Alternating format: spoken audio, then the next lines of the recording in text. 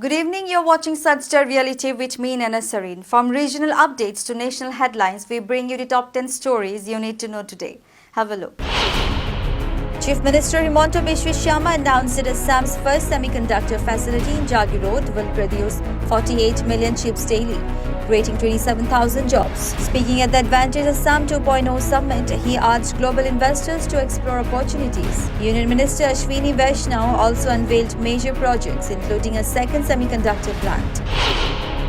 In Assam's Gauripur, 26 kathas of market committee land were allegedly sold illegally. Former Secretary Sanwar Hussain and revenue officials are accused of manipulating records to falsely classify the land as government khas and transfer it to private individuals. Despite complaints, no strict action has been taken yet, sparking outrage among locals. The state government has vowed a thorough investigation.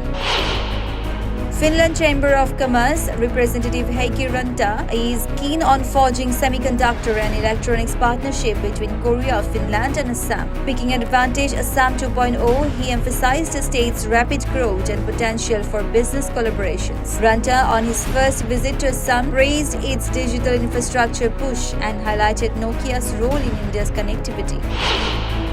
A large cache of arms, including AK-47s, SLRs and IEDs, was voluntarily surrendered across Manipur. Security forces also recovered and destroyed explosives in fresh operations. Authorities seized these as a step towards peace.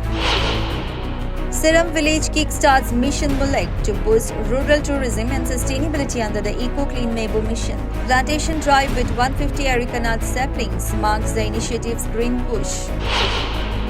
The Grand Mahakumbh Mela wraps up today with the Shahi Snan at Prayagraj on the auspicious occasion of Mahashivratri, drawing millions for the holy dip in the Ganges. Devotees seek salvation, marking the end of this spiritual spectacle. Authorities ensured seamless arrangements for the massive gathering. A class 10 student from a government-run residential school in Malkangiri gave birth just hours after writing her matric exam. The school failed to notice her pregnancy for months. A father, shocked by the news, questioned how regular health checkups by the hostel's auxiliary nurse midwife failed to detect her condition. School authorities only informed him after the delivery, leaving many unanswered concerns about negligence and oversight.